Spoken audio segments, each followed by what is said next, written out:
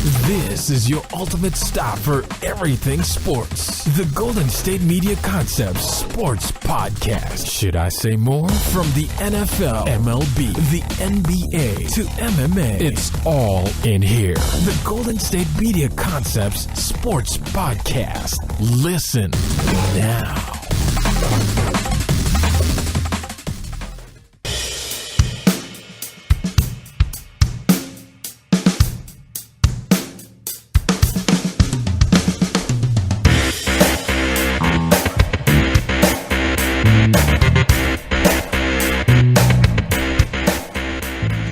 Thank you for listening to the Golden State Media Concepts Sports Podcast, where we discuss all the news in the world of sports. My fantastic co-host, Pauline, is finally back from Hawaii. I'm back, I know. How was the trip? It was great. I'm, of course, sad to be... I'm happy to be home, but I wish my home was in Hawaii. Don't we all? I've never gone. I know. We have to go. All I can basically speculate on is everything I've seen, which everything looks fantastic, so... I would assume it'd be beautiful. It was nice. It was nice to get away from all the rain and everything for a little bit. Yeah, definitely. There's been a lot of rain here in Sacramento. Even some things with the whole Oroville evacuations now here. Yeah, there's been worried about being flooded out and things like that. So it was nice. A little scary. We're gonna not have any rain again until Thursday, I believe. So that gives us 3 days, a little 3-day break. I do love the rain. I hate being in it. Right. But I do like the rain. It's always good for us. And yeah, we need it. We've been in such a drought for the last few years. We need it. That we've had a really, really wet winter, which is really good for us. But it's kind of coming all at once as opposed to being a little spread out. So right. It's kind of screwing things up a little bit. Yeah. But with the exception of that, I've been okay with it. So we have 3 days now. We don't have any rain, so that's okay. So... anyways, we're in the show. Pauline is back, of course. Thoughts on the Super Bowl really quickly? I know you weren't here last week. Oh, I know. So Super Bowl, weird story, but we won't get into it. I had a feeling, I predicted the Falcons to win, so I knew that they were going to lose, I guess. I don't know, because I wanted them to win. I always go for the underdog, but it was a fun game at the end, which was a lot of fun. Yes. Especially... overtime and things like that. It's been a great year in sports just in general with historic things happening, I feel like across the board with all types of sports, with the finals and the NBA finals last season, just in general, these last few months have been a lot of fun as far as sports are concerned. Yeah, I said the same thing. I said that yesterday, basically calendar year sports-wise, I feel like we had our best one. Yeah. World Series goes to Game 7 extra games. Doesn't get any better than that. The NBA Finals goes to Game 7. You have both of them come back from 3-1 deficit. Super Bowl goes to overtime for the first time ever. Right. You have Villanova at North Carolina in college basketball with the buzzer beater. Yeah. Yes. It's been a lot of fun. It was a really, really good calendar year in sports. Honestly, I don't think we could top it, to be honest with you. Yeah. But, we'll have to see. With 2017, we do have, I guess you can say the college basketball tournament will be the first championship if you don't count the Super Bowl. Okay. So I guess we'll start there, and obviously that will have a lot of fireworks. Yeah, NCAA is a lot of fun. Stuff here on the show and as well as on the basketball show, which we will be recording just after this. So we had a lot of good things, but we're going to stick with basketball, of course, to start the show today. Basketball season right in the thick of things. We do have the All-Star break this weekend, but we had, honestly, I feel like the game... maybe with the exception of the Warriors and Cavaliers game on Christmas. But I'd say this is the game that everybody circled on their calendar. Because it was Kevin Durant's first trip back to Oklahoma City since he joined the Golden State Warriors. And it was honestly what I expected. I said on Friday, I thought the Warriors would win between 10 to 15 points. Well, ooh, nice. They won by 16. So the Warriors win 130 to 114. KD, I said he would have 30. He finished with 34. He shot 12 of 21. You're getting good at this game. I'm trying. I'm not. I'm getting worse. You're getting better. Usually. But he lit up Oklahoma City in his first two meetings. Although both in Oakland, he had 39 points in the first one and 40 in the second. So he knows what it takes to obviously get it done against his former team. And as far as the game goes, it was pretty simple. The Warriors were ahead the whole entire time. They outscored them by 17 in the second quarter alone. Oklahoma City in the second half, it was like they were down by 20, then they would cut it to 15, then they'd cut it to like 13, then it'd go back up to 17. And then they would cut it to 12, and then it would go back up to 18. So it was like they would make a run, and you're like, okay, this could be kind of interesting here. And then the Warriors would answer right back. So they were really never in the game. So as far as the game is concerned, I wouldn't say it's very entertaining. It was everything with the whole atmosphere. So Kevin Durant hires extra security before the game. You have all the theatrics of the game. The cupcake thing. And honestly, I forgot what that was about. Okay, that's what I was wondering. And I wanted to talk to you about because, one, the guys were wearing the cupcake shirts after the game, which I thought was hilarious, the Warriors. Well, I mean, do you think they wear that if they lose, though? I mean... No, definitely not. Just like, I think they snatched them, yeah. And JaVale McGee posted, I believe it was like on Instagram, might have been on Twitter, but I think it was Instagram, a picture of himself like sitting on the bench with like some ladies with the cupcake shirts. And the caption of the post was that he asked the ladies like, what do the cupcakes represent? Like, what's the point of this? Like, I really don't get it, the joke. And they couldn't really give him an answer. So I don't know. For them to not be able to give him an answer, I feel like that's kind of bad. Like, to be honest, I forgot honestly what the cupcake thing was about. And then I know it was trending for a while, obviously during the game. Yep. And if you're not aware, it's because when Kendrick Perkins was a member of the Thunder, he basically called Durant soft. Like, after his time was done there, he called him really soft, like a cupcake. So obviously that's the whole cupcake thing. Is they're saying that Kevin Durant is soft like a cupcake. So that's where that whole thing came from. And the crowd was chanting it every time he like went to the free throw line and during the game. And, I mean, there was this one guy, he was clearly overweight. He wore literally like a mask and a cape, and his body was painted as a cupcake. And, I mean, for an adult to go out of the house like that really proves, like... Sports is hilarious. Really proves that he's a really diehard fan. So I give him credit for that. But, so, I mean... And we're seeing a lot of it right now here in the studio. We have the TVs on, so a lot of soft, yes. And people had a lot of fun with him, and that was, of course, what we all expected. And I thought it was great. You had Westbrook. I mean, as if he doesn't already do everything. I feel like he had a lot of extra energy. Of course he did. He scored 47 points. He had 11 rebounds, 8 assists. He did have 11 turnovers, but I mean, you could see during the game that. It was basically like they were playing 1-on-5. Always when you I mean, he took 10 3-pointers, which I think Westbrook made 3. I think he needs to only attempt 3 in a game, because if you watch Westbrook attacking the basket, literally nobody can stop the guy. Right. He went to the free throw line 18 times, so they're having to literally hack him and foul him every time. To get him to stop, every time he gets which to he's not. So, I mean, I feel like he should just simply attack the basket and not even resort to a jump shot ever. But you could tell during the game, it was like they were playing 1-on-5 out there. The only other person on the team that can simply even have a chance to make a shot is Victor Oladipo. He shot 9 of 15. He played pretty good at 20 points. Right. But with the exception of those two guys, I mean, Steven Adams is a decent player, but he's an interior guy. He's going to do the hustle points. The cleanup, Yeah, Andre Robertson's there to play defense. Sabonis is just a rookie. He's still trying to work his way in there. You have Cantor, who's obviously out with the broken hand because he punched a chair. But, I mean, it was literally like they were playing 1-on-5 out there. Some of the things that I took away from the game as far as the Warriors are concerned. Right. They literally look unstoppable to me.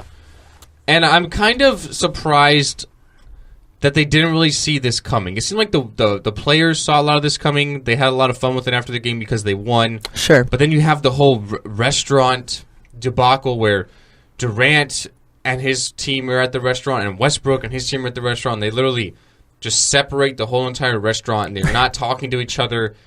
And he said after the game that he still has a lot of love for OKC, and then you have his mom coming out and saying that she was surprised the fans acted. They were like, come on, are you serious? We're not surprised. Like, are you kidding me? She's like, well, they called him selfish and a snake. Like, well, yeah. Well, low key. The guy totally turned the other way on the city and the team. He literally pulled LeBron James to Cleveland. Yes. And I'm not bashing Kevin for doing that, because right. honestly, I think it was a good career move. Quite honestly, I would have done the same thing. Right. And you can literally learn from past history. Yes. LeBron James went to the finals 4 times with Miami, won 2 of them. Honestly, probably should have won 3 because they should have beaten Dallas, but that's beside the point. So he wins 2 championships.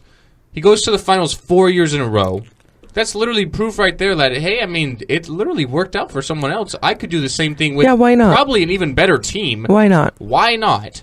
So I'm not saying that he's wrong for doing that, but if you did not see this coming... It's still going to have some hurt feelings. Exactly. Yeah. And this is only the first meeting back. So the Warriors will return to OKC again. That game is March 20th. But to be honest, this game, the magnitude and the hype of this game is like 50 times higher than that game in March is going to be. Because the first trip back is always the most important one. I'm sure they're going to have more fun with the cupcake thing and booing Durant and stuff, needs to eat cupcakes as everybody, as they're getting off the bus pregame. They should come out with one. Eat cupcakes. Cupcakes. And that game's not going to be nearly as bad as this one was. And they passed the test already. I mean, I don't... Yeah.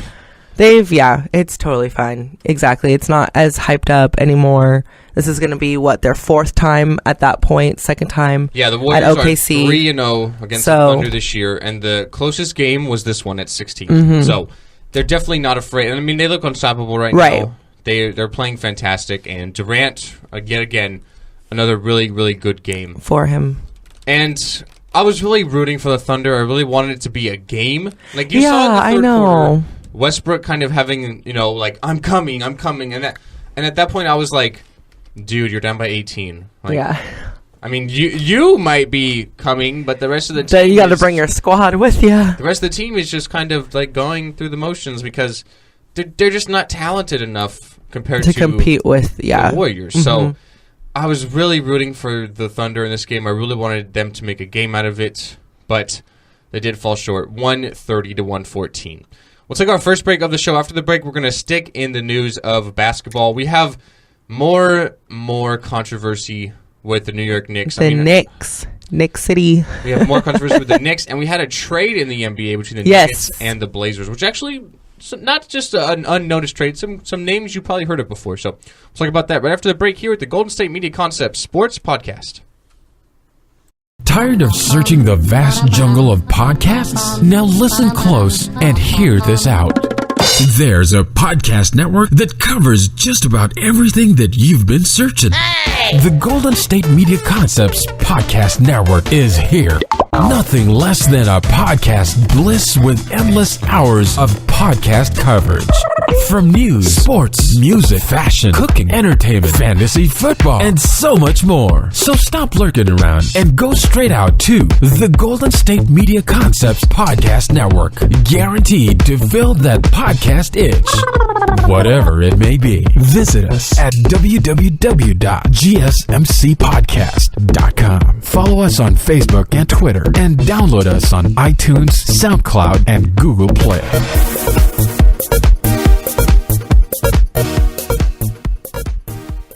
So the Denver Nuggets are sending center Jusuf Nurkic and a first-round pick to the Portland Trail Blazers for center Mason Plumlee, a second-round pick, and some cash. Money. So this trade gives the Blazers potentially 3 first-round picks in this year's draft class, which honestly is a good thing to have. I'm not a big fan of picks in the NBA because honestly, with the most part... This is going to be a really deep draft class, so this is going to be really, really good. So you might want to have a lot of picks this year. But for the most part, even after like pick 10, 11, 12, I mean, you're looking at like backups. Right. You're not looking at the stars. Truly. So like the Cavaliers don't have a first-round pick for the next like 3 years. And it's like, okay, they don't need one. You know what I mean? I'd much rather have established players in the NBA. In the NFL, it's a little different. You have 7 rounds, so you're even getting good players in the second and third round. Very true. But with the NBA, I mean... You're getting a lottery pick, and it's a backup sometimes. So, I mean, there is exceptions, but nevertheless, on average. So, anyways, the Blazers could potentially have 3 first-round picks because the pick from Denver to Portland is Memphis's 2017 pick, which is only top 5 protected. So, unless Memphis is in the top 5, which are not going to be, the pick is not going to be theirs anymore. Right. So, the Blazers are acquiring Nurkic, who's young. He's only 22. He's averaging 8 points and 6 rebounds this year.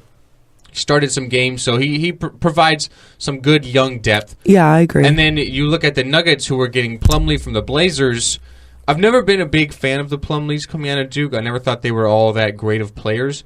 But you could say here that Mason Plumlee has been the best one. He was really good with the Nets. Now he's doing some good things with the Blazers. Now we'll see how he can transfer over to the Nuggets. He's averaging career highs of 11 points, 8 rebounds, and 4 assists. So he's playing really well.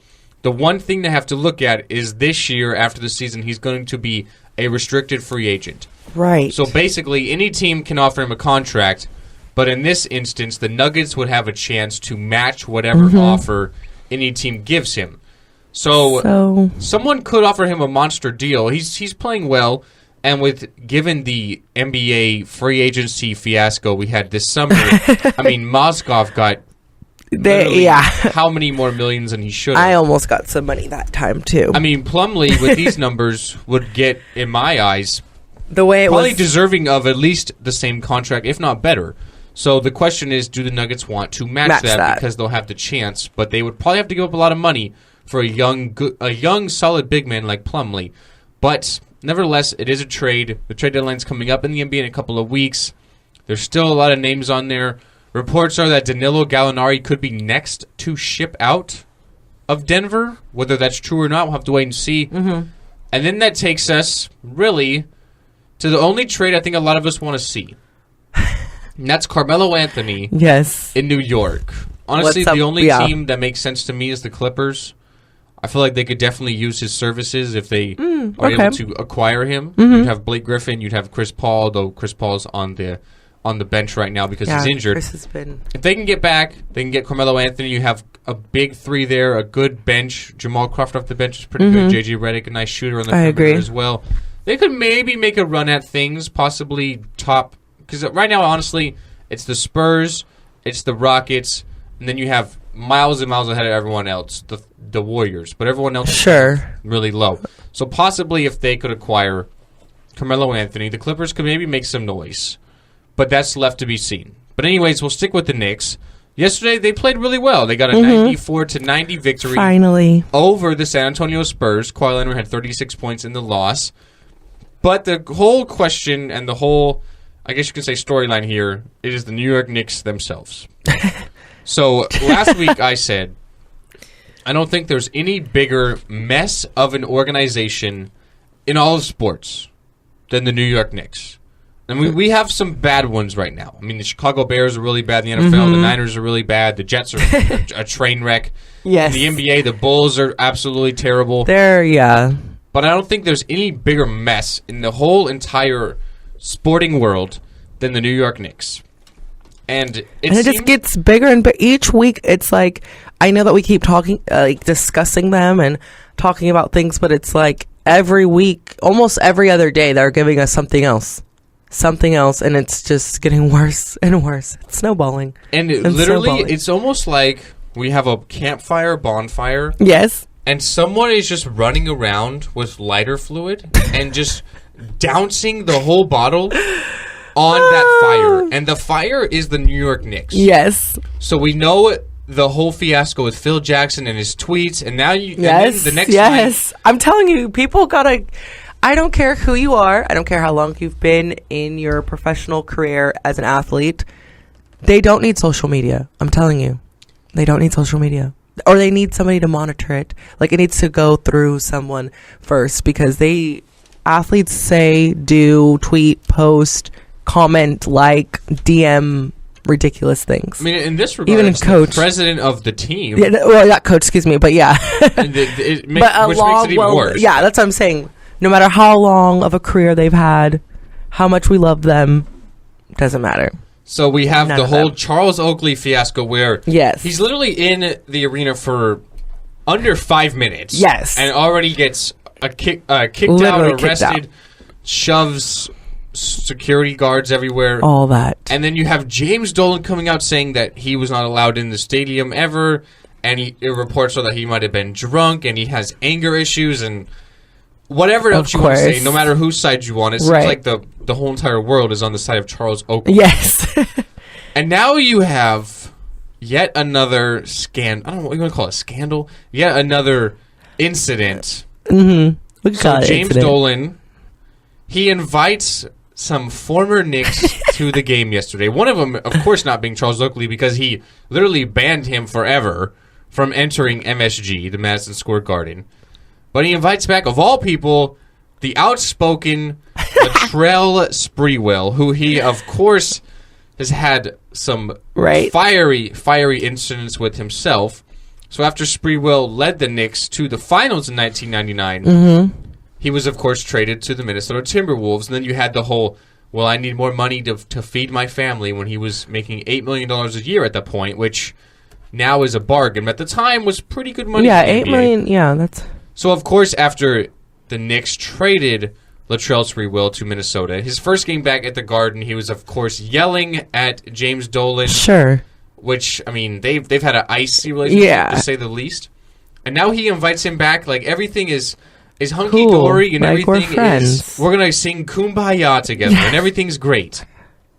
Wait, what? Like, to me, this is just literally petty. This is just literally throwing shade at Pauline.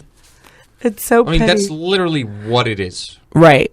He's literally just like... And Latrell fed into it, you know? Well, I mean, I don't know. Perhaps they did repair their relationship years ago. Perhaps. I don't think anyone can repel anything with Latrell Sprewell. Yeah. Whatever I just said. Yeah. You can't repair anything with Latrell Sprewell. Right. I mean, and he said... He told ABC, he said, I can't tell you why I haven't been back here, but I'll tell you when I left, I was not happy. New York is like a second home for me. I love the fans here. The fans have embraced me. There's no place like the Garden to play in. I mean, who wouldn't want to play in the Garden? Everything he says is right. I mean, it's true. The most historic building in the whole entire world when it comes to sporting events and everything. It's hosted everything. Yeah. But this is literally just throwing shade at Charles Oakley. Like, why? Like he's bitter. Why? Exactly. Yeah. And I don't know who is more to blame with the New York Knicks mess. I guess you can say it's Dolan because he brought in Phil Jackson, so everything Phil Jackson created kind of falls back on him. And now you have the whole incident with the fans against Dolan. You have Charles Oakley against Dolan. I mean, this doesn't literally get any better. And to be honest... I think you need to make a lot of wholesale changes. Yeah. If you want to... I mean, this team has won 7 playoff games in the last decade. Yeah, and that's... 7. The Cavaliers did that last year in one season. In one, The Warriors did it last year in one season. Mm-hmm. They've won 7 in a decade. They got to do a lot of reevaluation with a lot of things because that's ridiculous. I mean, and especially, I don't know what it is about this season for them. Everything is just blowing up in their face, and you can't tell me that Dolan had already had on the schedule for Latrell to be at this game, and it just so happened. No way. No. There's no way. Yeah. This was literally planned within the last 3-4 days. Yes. I really do think so. It was not and that's why he said or else Latrell would have said something like that. He'd have been like, it just so happened that this, it's really disappointing that had to happen last week. However, I've been planning on coming to this game. Whoop, whoop, blah, blah, blah. Not this whole, I don't know why I've never been back, but this is why I'm back now. It's cool. No hard feelings. No. And he also was flanked by other Knicks. So you had Bernard King on there. You had ex-Knick Larry Johnson on there. So you had a lot of former players there. It's literally just throwing shade at Oakley. And, I mean, with the comments he's made, with the things Phil Jackson has said, it just makes it even worse for the future. Because if you're a big name... I talked about this, too, because Reggie Miller had a tweet last week that I agree with totally 100%.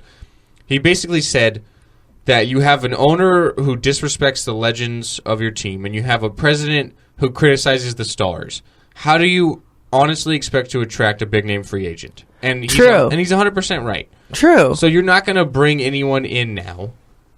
Because everybody's going to be weary of that. Because everybody was so optimistic in the beginning, especially with Phil Jackson, Carmelo Anthony, and all that, and what they were going to try to work towards and producing there. And then that crashed and is burning right now. So, yeah, I agree. You're right. It literally just makes things even worse. Mm-hmm. I do love Porzingis. I think he's going to be fantastic. One of the better young big men already. Mm-hmm. But with the exception of that, I don't really see where this goes from here. And now you have the trade deadline coming up in a couple of weeks. Does Carmelo Anthony get bounced or not? That's going to be interesting. It's not to be seen. He's like the one big name out there. I would love to see it happen for Carmelo's sake and for the Knicks because, honestly, that marriage is... they're getting a divorce, but they have not signed the papers yet. That's basically where we're at. So right. Hopefully for both parties, I do think they will get something worked out next year. I don't think at this trade deadline. I think the start of next season, Carmelo won't be a Knick, but not at the trade deadline here. So I hope for both organizations something does get worked out because it'd be better for both of them. Mm-hmm. It'd be a win-win. But we'll have to wait and see just what happens. We'll take our last break of the show. After the break, we're going to talk about news within the NFL. The Raiders have extended their head coach, and the potential number one pick is saying no to Philadelphia. We'll be right after the break here at the Golden State Media Concepts Sports Podcast. Check out the show that's built on the MMA. From the UFC to extreme cage fighting, they got the fights covered. Check out the GSMC MMA podcast. Get the latest news on past or upcoming fights. Join us as we talk to and about some of the biggest names in the MMA, past, present, and future. When it's the fight game, there's just one show to check out. GSMCpodcast.com/MMA-podcast. Don't forget to like them on Facebook and follow them on Twitter. Visit GSMCpodcast.com for more info.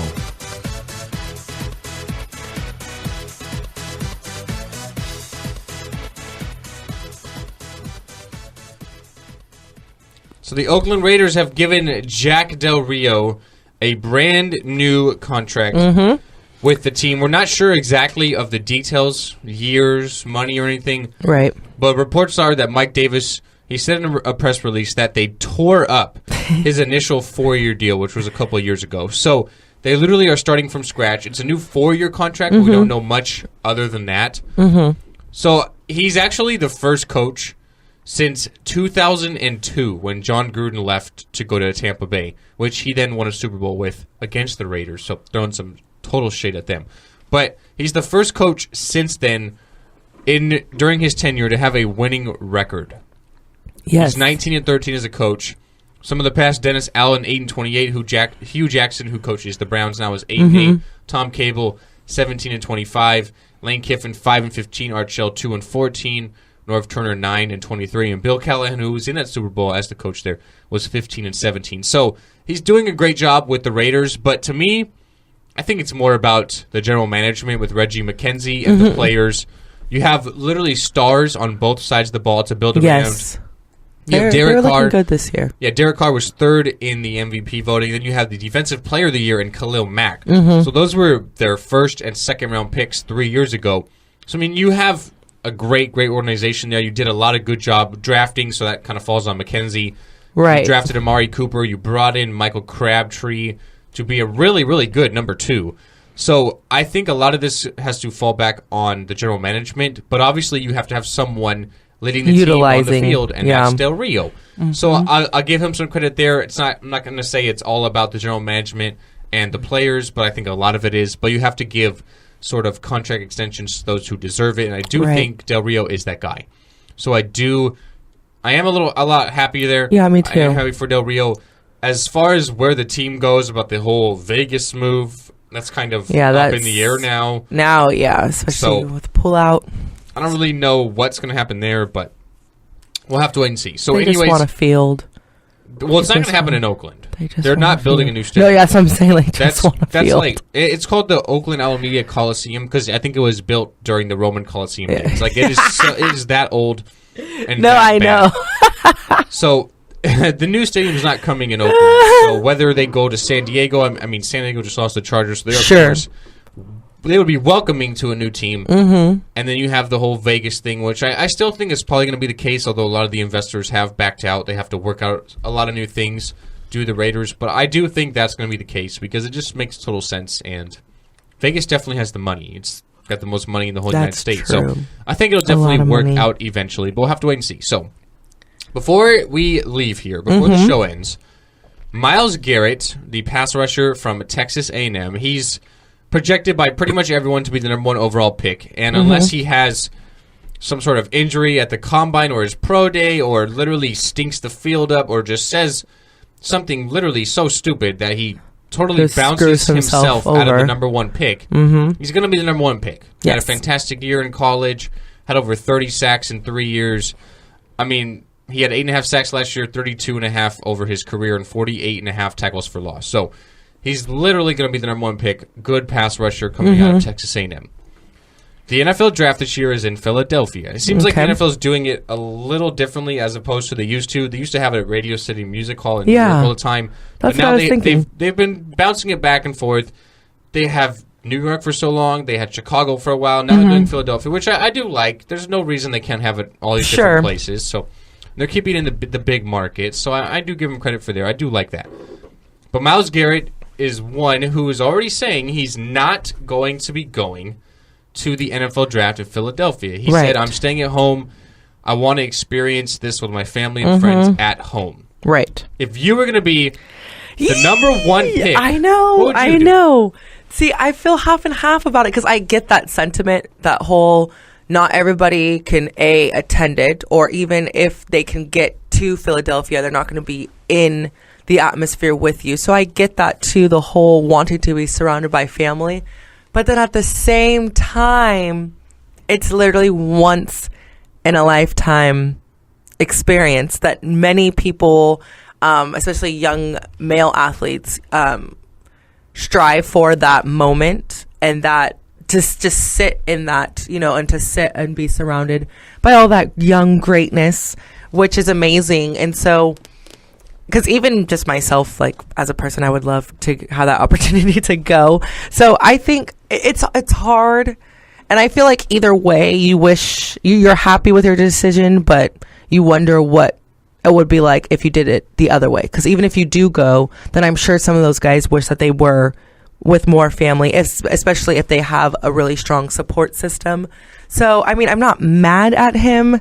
Do I think that he's giving up a really big experience? Yes, because I know that there's a lot that entails that whole, like, leading up to it that they do together before, that's just very exclusive and special just for those guys. So I get that part too. So I don't know. I think that I don't know. I think I would go though, just because it is a once in a lifetime experience. And then I would try to have as much as my family in Philadelphia, so that afterwards I can be with them. But I don't think that they would be too upset with me for wanting to experience that once in a lifetime. The hard part is who gets to go with you. I feel like it's the hard part. You can't, well, like you said, you can't bring everyone. No, yeah. So, like, you're going to have some people left behind. No, definitely. But it's like, do you just bring your mom and dad? Yeah, I mean, for me, I wouldn't think twice about going. I would 100% go. Mm-hmm. I know one person, I guess you could say one organization who's not going to be happy is the NFL, ESPN, all these coverages, because you're going to have the number one pick. Usually you have them run up there, shake Goodell's hands, hold up the jersey. Which, right. Unless the Browns trade it, which I don't think they will, is going to be the Cleveland Browns. And, I mean, just speculating here, maybe he's not going because he knows he's going to Cleveland. And he doesn't want all that. He did come out and say he would love for the Cowboys to trade up and select him for his hometown team. Yes. So, I mean, if the Cowboys were to make some sort of crazy trade with the Browns right now, do you think Garrett would say, he'll go. I'm going to stay at home now. He's definitely going to go. You know what I mean? So there could be a little biasness here because of what team he's going to play for or projected wise. I mean, number one and number two picks were traded last year, the Rams and the Titans. And then you had the Eagles and the Browns. Because you miss all that other stuff, too, beforehand that is special for them. Exactly. As the whole well. moment, the build-up. And the experience. Me, I wouldn't think twice about going. I would go 100% because, as you mentioned, you only get drafted one time. Yeah. I can always be with my family and friends at a different time. I feel like my immediate family with me already. And I feel like they would be happy for you, and they would understand that you wanted to experience all that greatness. And like I said, because not that many. Because I'm gonna just confess something. When I watch like the NFL draft or like the NBA draft and things like that, and even for baseball, I get a little teary-eyed sometimes when I watch it because I think to myself, there's always good storylines, like the guys who come, especially in the NBA, because you have foreign-born players, and just the guy who come from like Haiti or, and just in general, because I'm just like, you've worked your whole life for this moment and it's finally paying off, and it's just like, how awesome is that? Even if you don't get to go to your team that you would hope for, you're getting picked up by someone. And so I just feel like I always get a little bit teary-eyed because I'm like, all that sacrifice, all those free throws, all those coaches yelling at you, all those long nights staying up late to finish homework, it all paid off, you know? So. And in the grand scheme of things, this literally doesn't even matter because he might be at home getting drafted by the Browns, and then the next day, maybe that hour, yeah, flying to Cleveland to do a press conference. Very true. And get introduced as the number one pick in the very draft. True. So this isn't that big of a deal, but for me, I would definitely go. You have a lot of because all like the goodies that you get too, because everybody just wants to give you stuff. Like I would be going. You probably do some radio interviews, some TV stuff. stuff. I want all the pens. I'm taking everything. Like I'm taking pictures. I would definitely go for me, but nevertheless, I mean, I do give him some credit there. He's a family man, apparently. I mean, Marcus Mariota, who got drafted number 2 by the Titans a couple years back, he stayed in Hawaii for the draft, so he didn't go either. So in the grand scheme of things, not a big deal. Give him some credit for wanting to really spend time with his family as opposed to doing media work and traveling. So, but nevertheless, I guess this is his last night before it becomes business, like real business. Do have the number 1 pick and the number 12 pick in the NFL draft this season coming up April 27th. It's going to be interesting. I would definitely, I mean, unless Garrett does something wrong, he's going to be the number 1 pick. And then you have the Browns to look at number 12. I mean, there's a lot of quarterbacks that could be first-round picks. Do teams go before Cleveland? I'd say at least maybe one of them do. So then you have potential Deshaun Watson, Deshaun Kaiser, Mitch Trubisky from North Carolina, depending on who you like. So it's going to be interesting. And the Combine's coming up in a couple of weeks now. The NFL season is over. But it's almost like we're only like 3-4 weeks away from something in the NFL in the offseason. You know what I mean? We had the Super Bowl.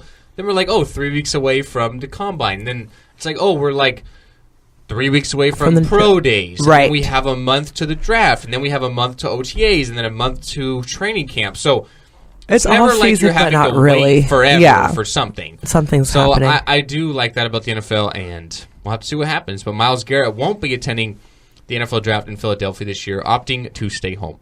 All right, guys. So that's going to be it here at the studio here with the Golden State Media Concepts Sports Podcast. We are signing off at least until tomorrow. We're taking a 24-hour break. Well, I'm taking a 48-hour break, but you're taking a 24-hour break, here. Pauline. So my name is Ben. And I'm Pauline. We are signing off here at the Golden State Media Concepts Sports Podcast. As I mentioned, have a good day, and we'll see you guys next time.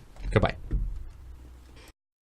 You've been listening to the Golden State Media Concepts Sports Podcast, part of the Golden State Media Concepts Podcast Network. You can find this show and others like it at www.gsmcpodcast.com. Download our podcast on iTunes, Stitcher, SoundCloud, and Google Play. Just type in GSMC to find all the shows from the Golden State Media Concepts Podcast Network, from movies to music, from sports to entertainment, and even weird news. You can also follow us on Twitter and on Facebook. Thank you, and we hope you have enjoyed today's program.